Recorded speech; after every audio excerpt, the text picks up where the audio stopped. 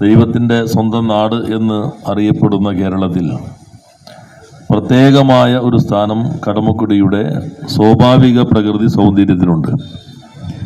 ആ സ്വാഭാവിക പ്രകൃതി സൗന്ദര്യം നിലനിർത്തിക്കൊണ്ട് എങ്ങനെ ആ മേഖലയിലേക്ക് കൂടുതൽ ടൂറിസം കൊണ്ടുവരാൻ കഴിയും, അതാണ് കടമക്കുടി കാഴ്ചകളിലൂടെ ലക്ഷ്യം വയ്ക്കുന്നത്.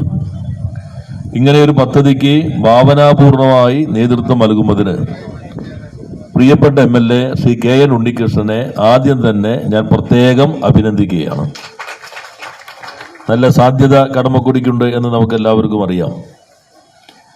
നേരത്തെ പൊക്കാളി കടമക്കുടിയുടെ ഒരു സവിശേഷതയാണ്. ഞാൻ പലതവണ പൊക്കാളി അവിടെ വിതയ്ക്കാനും കൊയ്യാനുമൊക്കെയായി പല ഘട്ടങ്ങളിൽ അവിടെ കടമക്കുടി സന്ദർശിച്ചിട്ടുണ്ട്. മത്സ്യവിഭവങ്ങളുടെ സമ്പന്നതയുണ്ട്, അതിമനോഹരമായിട്ടുള്ള കാഴ്ചകളുണ്ട്. കടമക്കുടി ടൂറിസത്തിൻ്റെ ഒരു മാസ്റ്റർ പ്ലാൻ ഇതിൻ്റെ ഭാഗമായി തയ്യാറാക്കാൻ DTPC MLAയുടെ നേതൃത്വത്തിൽ തയ്യാറാകും എന്നാണ് ഞാൻ പ്രതീക്ഷിക്കുന്നത്.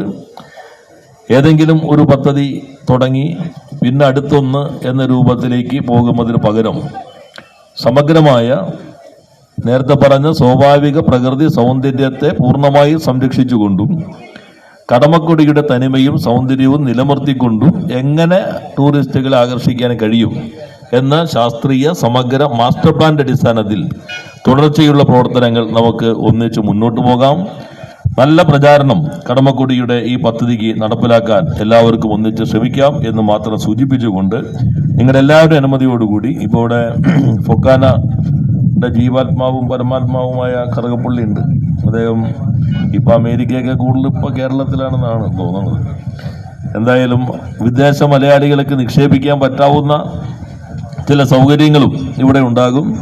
ആ സൗകര്യങ്ങളിൽ നിങ്ങളും അതുപോലെ അവിടെയെല്ലാം ലാൻഡൊക്കെ ഉള്ള പ്രൈവറ്റ് ആളുകളും ഇവിടെ സന്നിഹിതരാണ്. അതെല്ലാം നന്നായി ഈ മാസ്റ്റർ പ്ലാന്റെ അടിസ്ഥാനത്തിൽ വിനിയോഗിക്കാൻ കഴിയട്ടെ എന്ന് ആശംസിച്ചുകൊണ്ട് ഈ കടമക്കുടിയുടെ കാഴ്ചകൾ ഉദ്ഘാടനം ചെയ്ത് അറിയിച്ച് വാക്കുകൾ അവസാനിപ്പിക്കുന്നു. എല്ലാവർക്കും നന്ദി, നമസ്കാരം.